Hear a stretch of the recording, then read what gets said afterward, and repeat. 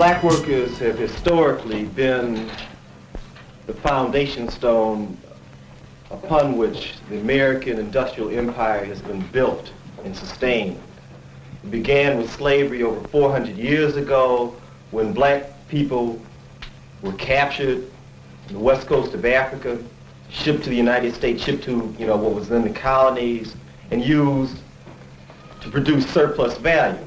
Under slavery, the amount of surplus value which was extracted from black people was enormous because of the fact that the only thing that they got back for it was food, a minimal amount of shelter, and a minimum amount of clothing, just enough to procreate to produce another generation of slaves. That is, the capital which was used to build industry in Europe and America essentially came out of the cotton trade, out of the textile industry in the 17th and 18th centuries. And from a basis of that industry, railroads developed, steel developed, and all the various other elements that went into the development of a modern economy. The process of the extraction of surplus value, has continued in this country, and it's been especially hard, on black people. Just as it was in the beginning of the development of capitalism, not only in America but throughout the world, black people provided the foundation stone. You'll find that throughout the history of America that black people have been in that same position. You find that's true today. You don't find too many black people as white-collar workers. You don't find too many black people who are skilled tradesmen. You find other kinds of cats, who are sitting in the factories, who are actually converting raw materials into finished products through their own sweat and blood. I mean, that's essentially what it is. It's a transformation of sweat and blood, literally, into finished products. So when you think about this, in terms of black power, in terms of, the kind of power which black people have as a people inside of this country, you get all the arguments that, they're only 10% and they will be wiped out. You can't wipe out the hand that's feeding. We're essential and key to continual operation and continual smooth functioning of a highly industrialized, highly complicated machine. And we can use that power, if we ever get ourselves organized well enough to destroy that machine or to take it over. There are certain groups, which could just stop work tomorrow, and it might cause some kind of minor disruption in terms of the overall running of the society. But there are certain other groups that if they stop working tomorrow, the whole system is going to cease to function. Bus drivers, mailmen, truck drivers, workers in steel, workers in auto, people who play a crucial role in the money flow and the flow of commodities and the flow of raw materials and the creation of finished products throughout the entire society. And by and large, black people are overwhelmingly employed in those kinds of jobs.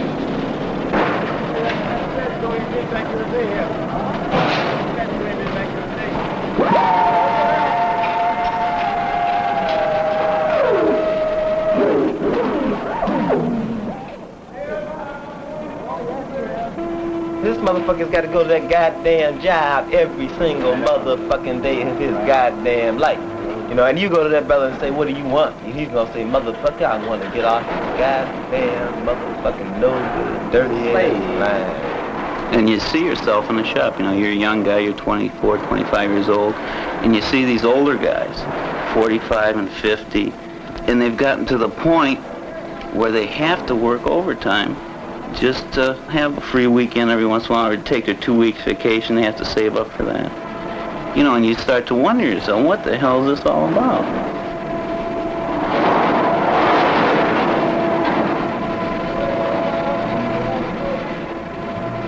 We worked in gasoline all day, and right down the line, there was a welder. One day we were working, and I wasn't over by the trucks, and a spark came from the welder, and there was a big explosion, and 2 guys really got burnt bad, and they took them away to the hospital. I mean, there's safety conditions don't even exist. I've seen the chains on the line snap. This would propel the whole entire line at something like 40 and 50 miles an hour. You know, the last time it happened while I was there, a foreman was unfortunate enough to be caught in between the line, you know, and both his legs were cut off below the knee. He lost his finger at the second knuckle, and he got $3,000. Like, they wanted him to come back to work 2 days later. They wanted him back on that press 2 days later, producing with the bandages and the whole bit.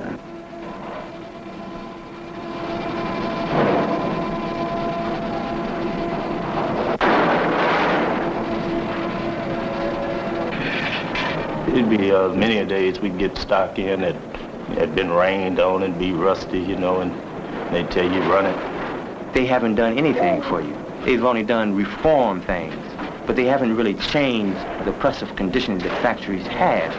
10 hours, 7 days a week.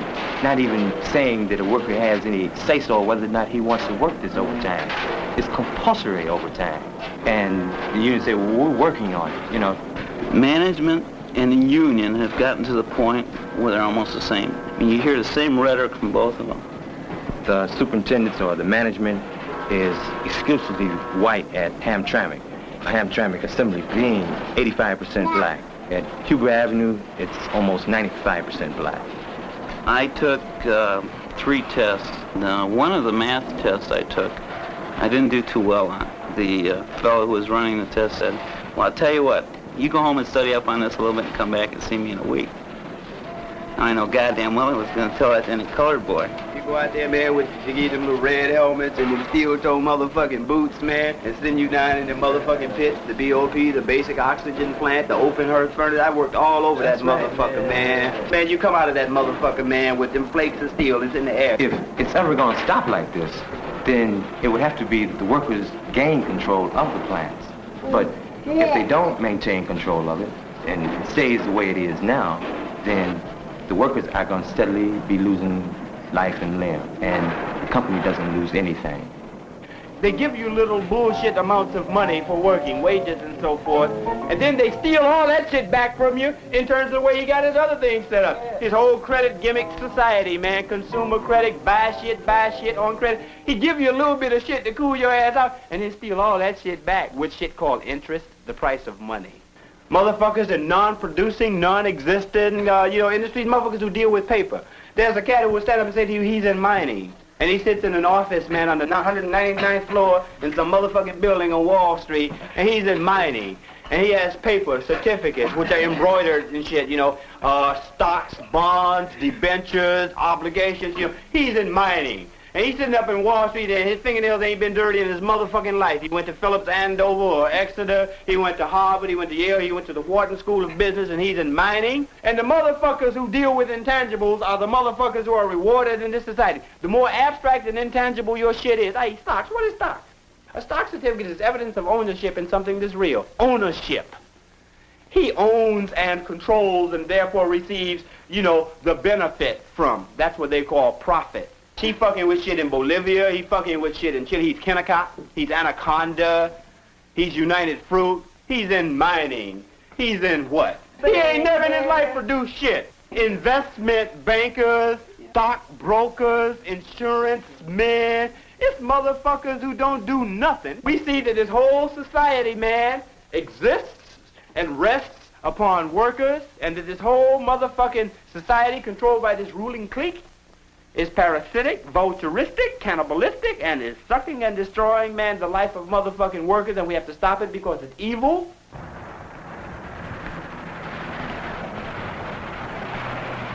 The League of Revolutionary of black workers originally came out of consolidation of organizations such as DRUM, which is Dodge Revolutionary Union Movement, LRUM, which is the Eldon Avenue Gear and Axle, which is Eldon Revolutionary Union Movement, FRUM, which is the Ford Revolutionary Union Movement, comes out of the Fort Rouge complex, and UPRUM, which is United Parcel Revolutionary Union Movement. Basically, Dodge Revolutionary Union Movement was the beginning of the League of Revolutionary Black Workers. DRUM started from a grievance that the black workers had. At the time, they were running 56 units or automobiles an hour on the line. There was no additional help. Workers were doing almost twice as much work one day as they were doing the day before. You know, the foreman on the line, he has obligation to see that his section runs smoothly, and a lot of times, you know, they'll notice defective automobiles going down the line. You know, all he wanted to do is get it the hell out of his area.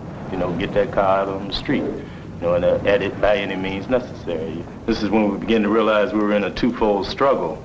We soon started making demands that it would seem that the UAW should have been making, such as the demands on the production standards, the overtime. Workers were beginning to question just who did the UAW represent, the workers or the corporation. September of 1967, a brother had been fired for no reason at all. And the result of it was that most of the blacks on the line supported the brother and walked out the plant and started what was a series of wildcat strikes. And hadn't been any strikes at Hamtramck in 14 years. So the next morning, we got up and came to the plant with our picket signs and bullhorns. What happened, the brothers just honored our picket line and the strike was really a success. But not having any kind of plan laid, we had like 3,000 black workers standing outside the plant and really didn't know what to do with them at the time. You know, right after the strike, one of the trustees at the plant died. So it was a special election set for the month of September. And when we came back in, we decided that we would run our own candidate independent of the existing UAW political machines inside the plant. DRUM's candidate became Ron March. Most of the old line blacks were telling us, well, you can't possibly win, you can't defeat them, and you know, you don't have the experience that these people have, and the brothers ain't gonna turn out for your candidate because you ain't got no platform, no program, all such, you know, crap as that. So we went on anyway. We said, well, we're gonna, you know, we've decided to do it and we're gonna do it. And the end result of the election was that Ron had pulled 563 votes. And the next leading candidate was a white worker named Joe Elliott. And he had 521 votes, so that was a runoff election. That, you know, it had to be a runoff election for the next week. But what happened immediately after the results of the election were given to the people, the Hamtramck Police Department started moving in a much more open way after that. About 50 of us go back to the Union Hall, which is right across the street from the police station. And we're sitting there, and here comes the mayor and the police commissioner, and the mayor has, the police commissioner had the gun in one hand and a can of mace in the other hand, and the mayor had his gun, and they were just standing there telling us about, you know, like, you guys have been causing all kinds of trouble, you know, and we running our thing about all we were trying to do is get a candidate elected to the office of trustee, and ran to them how they hadn't bothered to harass any of the other cars or, you know, like give tickets to people who were supporting other candidates. We standing here arguing with the mayor and the police commissioner, and we look up and in come about 50 rollers through the door, mason and swinging axe handles, and, you know, just generally going for their thing. So, you know, it showed us the kind of repression that, you know, black workers would receive after trying to come up with some kind of militant revolutionary black workers organization, really addressing itself to the grievance of black workers. And it kind of tipped us off to maybe, you know, the kind of power we would have by trying to organize an independent black labor struggle. And, you know, this has led us to where we are today, more or less. still trying to organize an independent black labor organization, and like we see this as a vital part of the black revolution within America.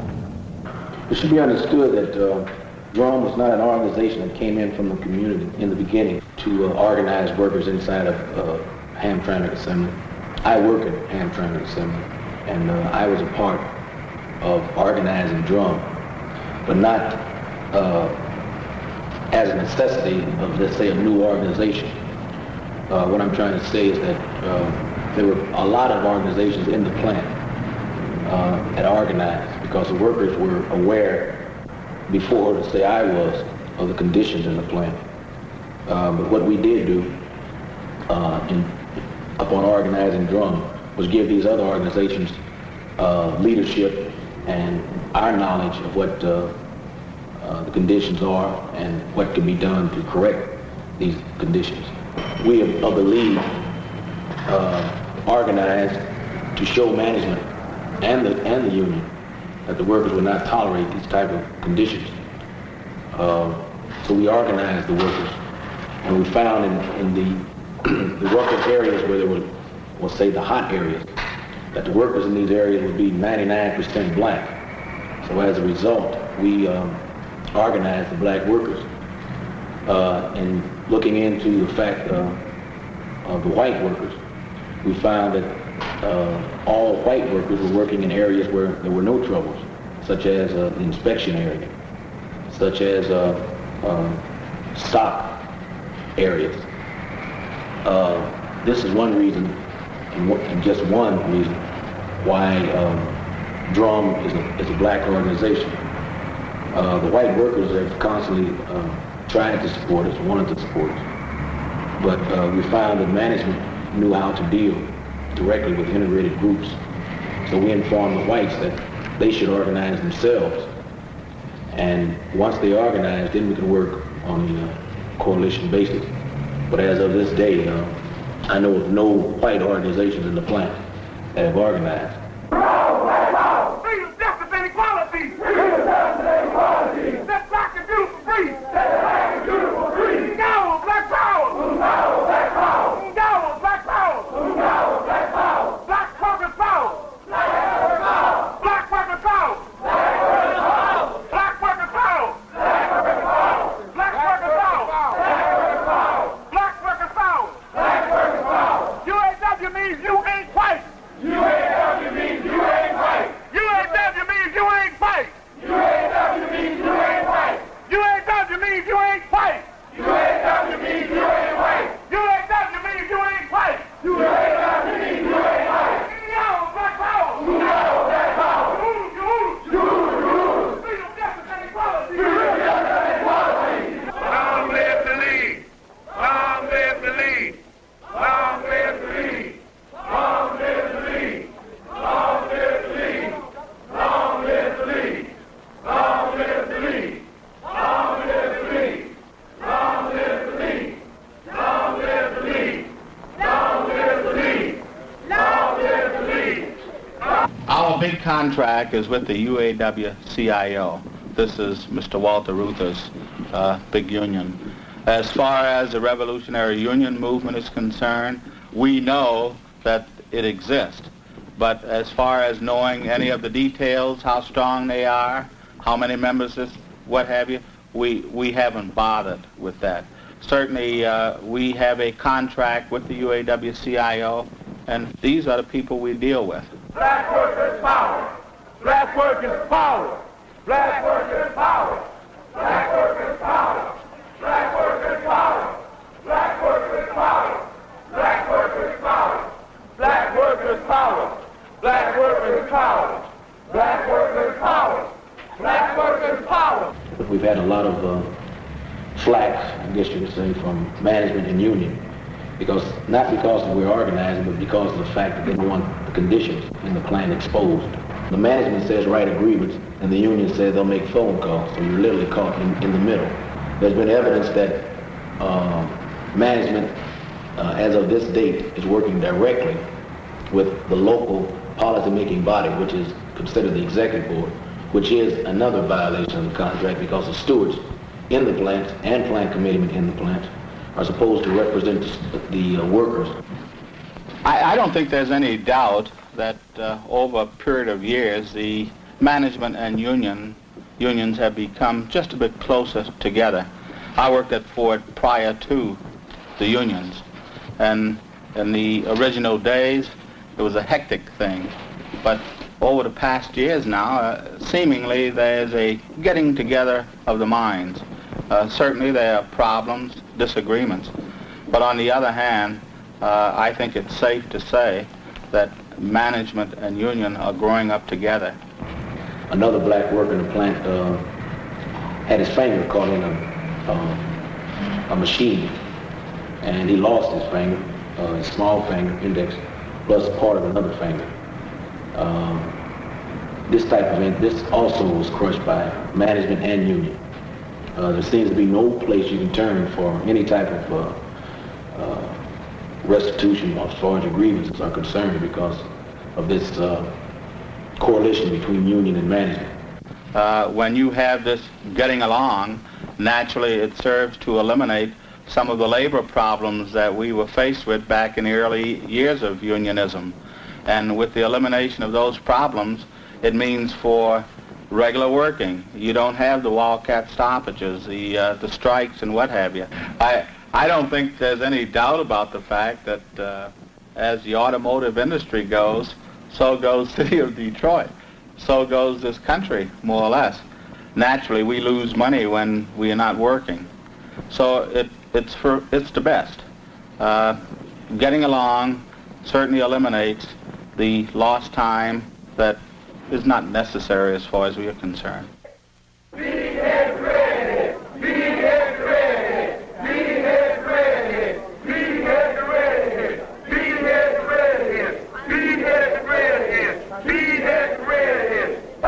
First time in our memory, the UAW had a special convention here, supposedly for yesterday and today, but it seems they've called it off. Our purpose was to protest this convention, the raising of dues. If they are raising our dues under the guise of raising strike benefits, and to raise the other issues that Luther never addresses themselves to, the issue of speed up, the issue of safety, and certainly the issue of racism. And we had hoped to be able to confront the racists here at the convention, but apparently they've fled. I think also our concern is primarily with working conditions in the plant rather than the economical gains that Luther wants to try and push through on this upcoming convention. We're more concerned about control of the plant by the local level. We want clean and honest elections. The black workers in the plants have been discriminated against as far as upgrading, and we are here now to protest that, to let it be known how we feel about our issues. Furthermore, we had incidents last night at the plant where the police came on the plant property, harassing workers, throwing them handcuffs on them, macing them right on plant property, and this is not supposed to happen, merely because they're black workers. And we are asking the UAW, along with our locals, to help us with these conditions, and to no avail, though. And so that's primarily one of the reasons we're down here also. Finally got the news, our news to be you. We finally got the news, our news to be. All the black people, all the black people, all the black people, all the black people, all the black people. Long live God! Long live God! Long live God! Long live the League! Long live the League! Long live the League!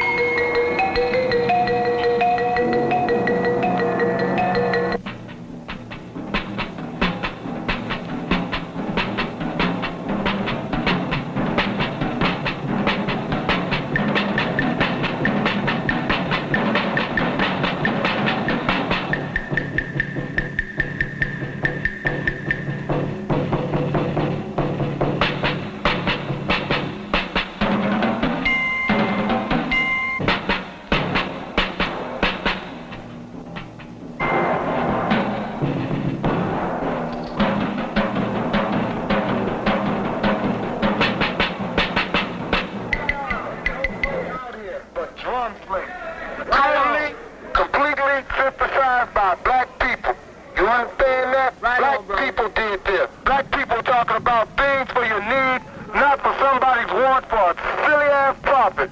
Drum, baby, drum, baby, drum, baby, drum, baby, drum, drum, drum, drum, drum, baby. Drum! Let's dance! Drum! Let's dance! Drum! We don't hear drum! We don't hear drum! We don't even hear them! We finally got the news on our dues are being used. Be mad, be mad, be mad, be mad, be mad, be mad. If you ain't mad, how come you ain't mad? So put a halter on Walter. You can't do nothing if you ain't mad. Put a halter on Walter. You can't win with Gwen. Put a halter on Walter. Go blind. It's time to halt ugly ass Walter. Be black, be black, be black, be black, be black, be, be, be, be. In past elections, Drum strongly suspected that the Union machine had been cheating. In order not to repeat past experiences, Drum arranged to have a challenger for each of his candidates. With screams of election fraud from black workers because the election machines refused to record votes for Drum candidates, the Drum challengers found themselves fighting a toe-to-toe battle with local union officials just to ensure that there would be a halfway fair election. Well, when the local realized that it could not steal enough votes to win, it called in the International Union. A guy named Joe Morelli, the UAW regional director, stormed into the union hall with his entire 50-man regional staff. These men were armed, and they were also accompanied by the Hamtramck Police Department. Together, they forcibly evicted the workers from the union hall and occupied the local overnight. The voting machines hadn't even been sealed yet. The next day, union officials announced that Ron March had come in third with 946 votes. The local president didn't even have to face a runoff election. Of 35 Drum candidates, only 2 were elected as alternate delegates. A week before, at the Chrysler Eldon Avenue plant, the Elrum brothers had been defeated in an election in which the ballot boxes were held overnight in the police precinct station. The election demonstrated clearly to the workers that the UAW bureaucracy was willing to risk outright scandal rather than to allow blacks to control their own union. It didn't matter whether Drum legally won or lost in the case of this election. What counted was the very process of struggle, where the enemy loses by arousing the anger and raising the consciousness of thousands of black workers. Of course, black workers haven't been the only people who have been exploited in American society. In this country, they've been, like the foundation stone of it. The vast majority of people in this country, vast majority of white people in this country are workers, overwhelming majority. And they're exploited similarly to black people. They may not work as hard, the exploitation may not be as intense, but they're still the same being exploited. And generally they know that they're being exploited.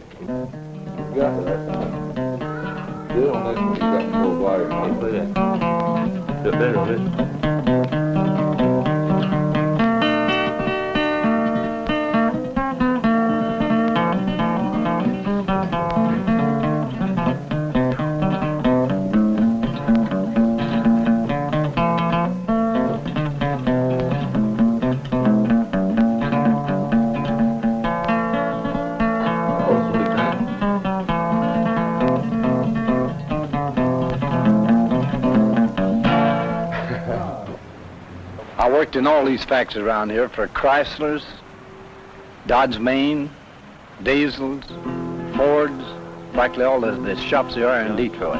All I got out of it was a living. And that's about all any man could get out of working by the day is a living. I got a job in Cadillac on the assembly line, and I was swinging this there rear end of a Cadillac under those springs, 42 an hour. And I quit smoking because he didn't have time to light one. I was a steward at that time, and they'd have the line speeded up on one floor, and you'd go up there and you'd talk to the foreman, and he'd slow it down. You go down, turn your back, go downstairs, come back up in 10 minutes, he had to speed it up again. Well, what are you going to do? They just want to run that thing the way they want to run it themselves. But the ownership benefits by it. The ownership only. And I said, you take that goddamn job and shove it. I walked out of there, I can't never work for General Motors anymore. They got that on my record again. And I left Huntington, West Virginia in 1942 and came to Detroit. I came up to Detroit because there was no much work in the South in Huntington, West Virginia, so I come up here for better wages. Talking about the South being poor, you talk about the North, go through the South. You see some of them people living up in the hills. Down South, you didn't make it. Worked 6 days a week, right, but that man carrying hire, attending bricklayers, and made $19.80 in 1940. So he made $50 up here washing dishes, was a lot of money. Most money I've ever seen in my life. As far as I'm concerned, the poor man's been poor all of his life, and the rich man's had it. So you can't take it away from the rich man, but he got it off the poor man. That's the reason why they got all the richest they got. They work it for nothing. That's the reason why they got all the money. And to this day, we'll still be under that if something ain't done about it. Everybody is almost in revolt in this country, and I think we're entitled to more money. We should get it just the same as everybody else is getting their share of the loot. Certain groups are, there's no question about that. Colored, for one, and ADC, and so forth and so on. There's a lot of confusion amongst white people in this country, amongst white workers in this country about who the enemy is. The same contradictions of overproduction, the same contradictions of increasing production are prevalent within the white working class.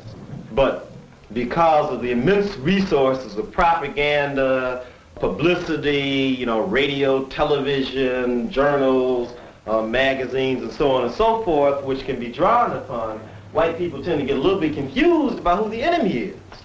If you take a look at, white workers in Flint, for instance, in the automobile industry, who are pretty hard pressed because the Buick plant up there is whipping their ass. And it's whipping their ass about twice as hard today as it was 5 years ago. But who do they think the enemy is? The nigger on the street. Crime in the streets, was a problem. Or black people, moving into our neighborhood, causing housing prices to decline and threatening to rape our wives and daughters, And as a result, you get a cat like George Wallace who comes along, and George Wallace is not the first of the populist fascists in this country.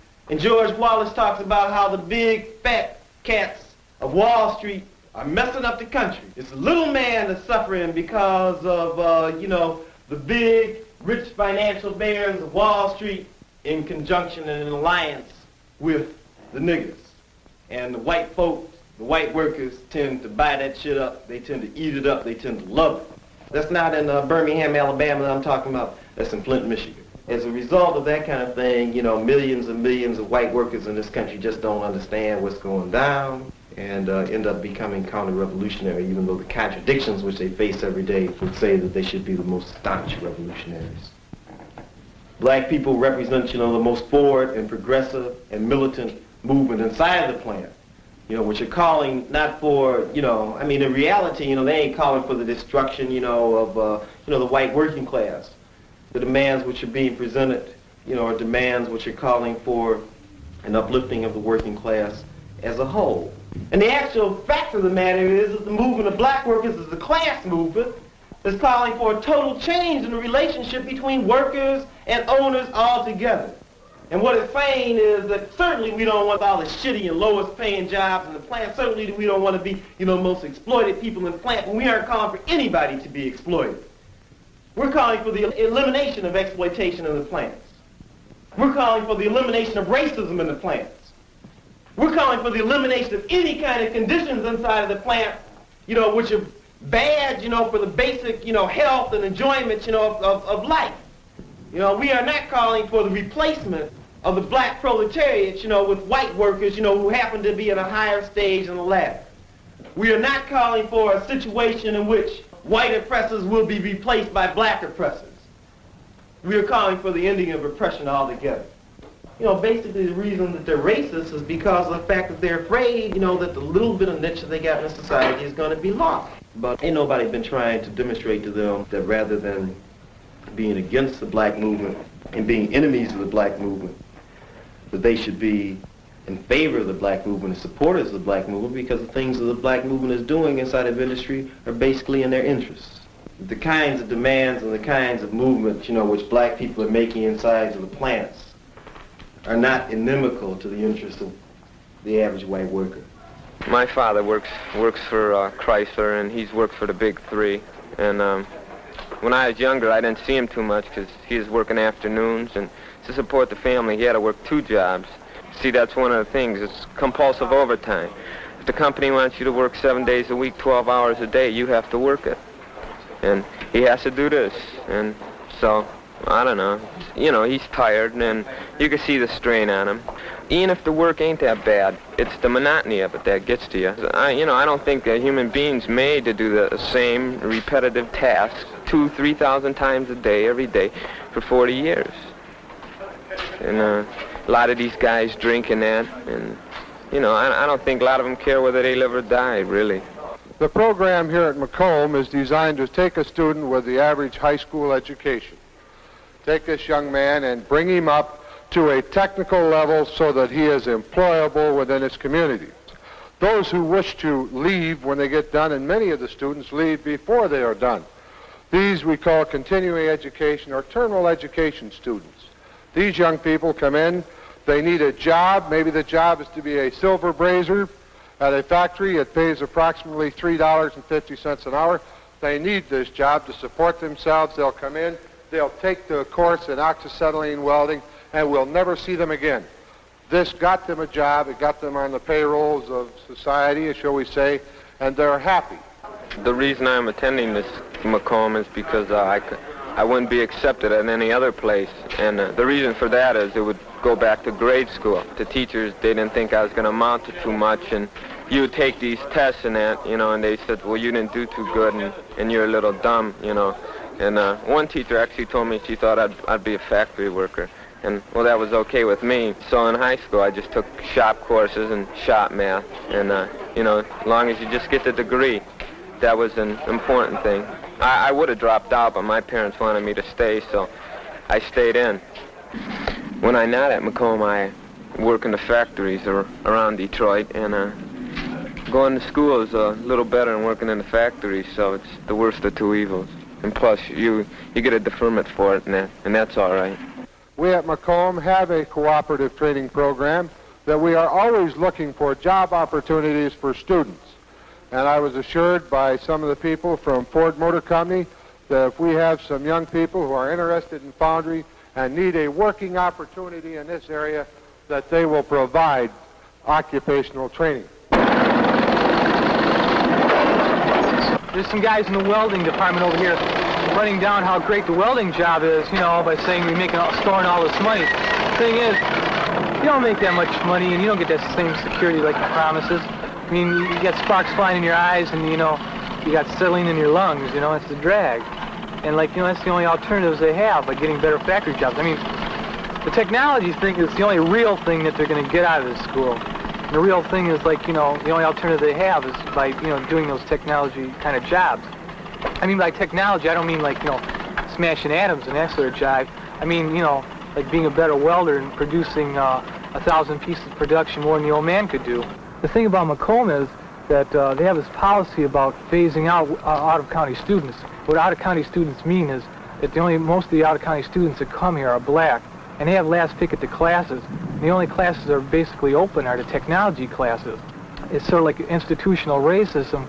It's like most of the skilled trades, like white people are into it, and black people are sort of like let out, and they're doing, you know, some other stuff like, you know, foundry and sort of bogus kind of work. It's like a relevant thing that, like, white people should respect the black struggle in a factory, because the black struggling in a factory will benefit both people. The thing is, the league and drum organizing in factory, that they're working in coordination, hoping that a white struggle in the factories will come about. It's real important for white people to start organizing white people and respect the black people's struggle. You know, you got Vietnam, you got rebellions, you know, taking place. You have, you know, more strikes than there have ever been before in this country, yet you got higher profits than they've ever had before. The fact of the matter is that the incessant pressures of production on the worker have reached a point of productivity which is so high, and this is literally the truth, that the automobile industry could afford to double wages without even, you know, worrying about very much loss of profits. In terms of actual real wages, you know, when you take into account of inflation, the level is just a little above, if it is a little bit above, mainly because of overtime, you know, what it was 20 years ago. And essentially what it is a thing that we call the political economy of poverty. And what it says is that if you keep people poor enough, not only are you starving them, but you're stopping them from having some power. But as wages increase, the power of the workers to be able to resist increases. That is, they're able to save a little bit of money. If they're able to save a little bit of money, they're able to develop a strike fund. Not only to be able to develop a strike fund, if they got a little bit extra money, they might be able to buy some guns. They might be able to organize themselves a little bit better, be able to afford to pay some dues, through which they can have, a paid staff, which can do all the things which are necessary to the creation of a revolutionary organization.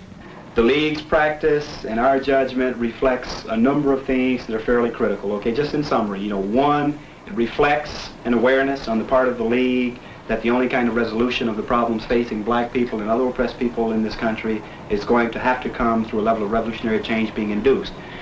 The League's practice, we think, also reflects an awareness of the fact that continued adherence and continued reliance upon the operation of capitalistic principles and imperialist principles is, of course, anathema, and the antithesis of anything that relates to decency and justice and freedom for mankind. So we are explicitly Marxist-Leninists.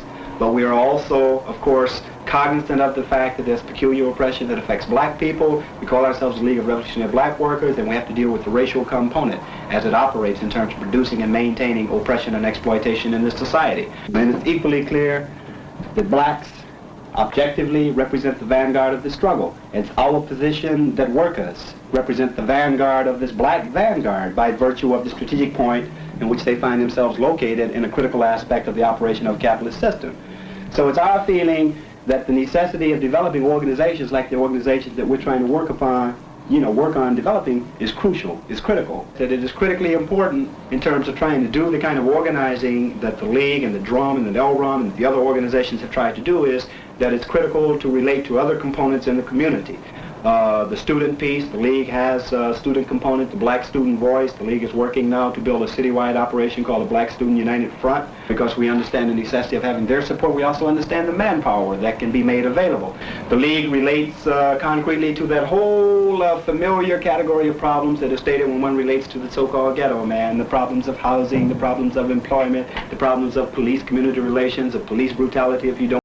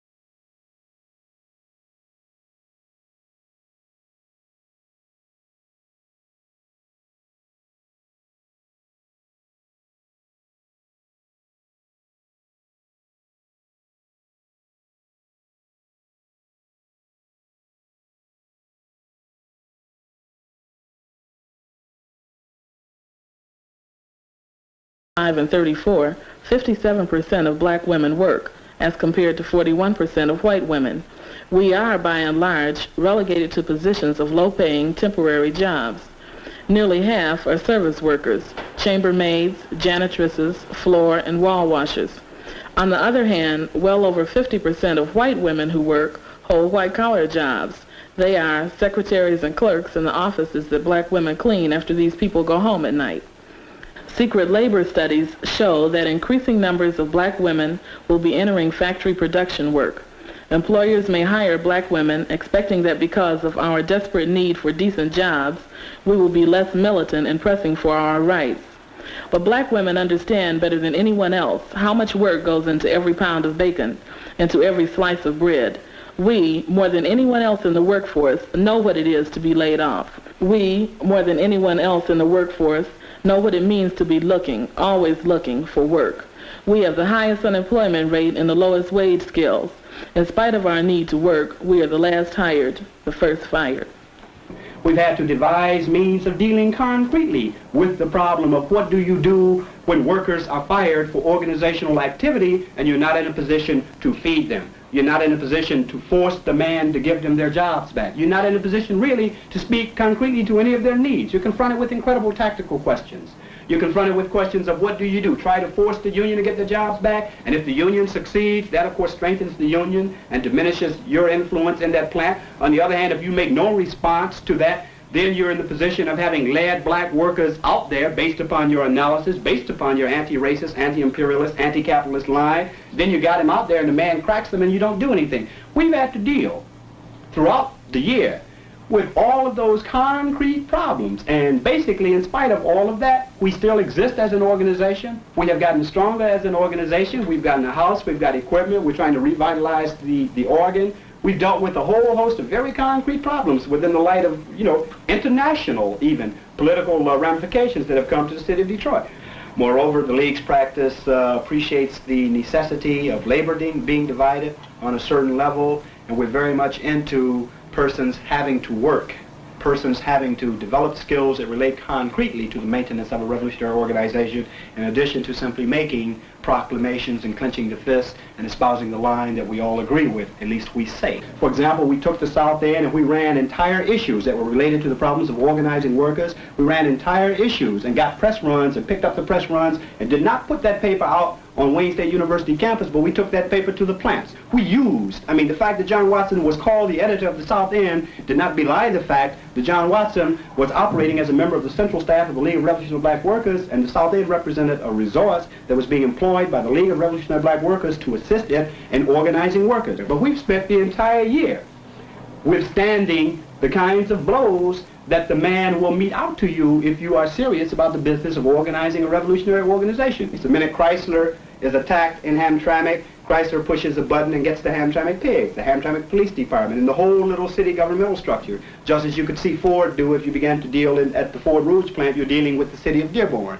The fact that we closed down the Dodge main plant, the Hamtramck assembly plant, which is the main assembly plant for Chrysler operations in this entire country, they were closed down. We caught a response from that. Chrysler hooked up with a super law firm, got an injunction, came back out with that injunction and tried to, destroy our organizational efforts, tried to rip off some of our leaders. They tried to get General Baker. They had Chuck Wooten. He was named as a defendant. Most of the central staff of the League of Revolutionary Black Workers has been a defendant in one case or another sometime in the year of 1969. The League of Revolutionary Black Workers has been engaged in some concrete struggles here in this area. And the fact of the League having been involved in some concrete struggles here in this area has produced some concrete repressive responses from the system. And what's beautiful and what's important about the League is if we contend that organizationally we've been able to basically maintain ourselves as an organization and basically preserve our revolutionary integrity as an organization by relying upon essentially our own resources.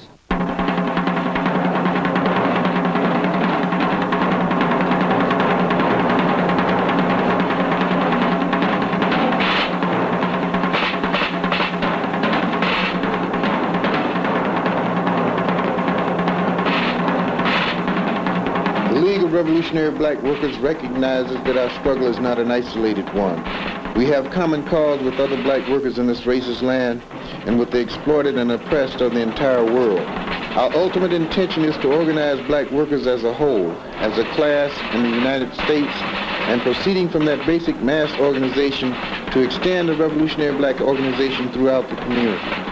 It is incumbent upon us to foster, join with, initiate, organize, and lead other black workers in our common struggle. By being in the forefront of this revolutionary struggle, we must act swiftly to help organize drum-type organizations wherever there are black workers, be they in Henry Ford's kitchen, the White House, White Tower restaurants, at Ford Rouge, the Mississippi Delta, the plains of Wyoming, the mines of Bolivia, the rubber plantations of Indochina, the oil fields of Biafra, or the Chrysler plants in South Africa.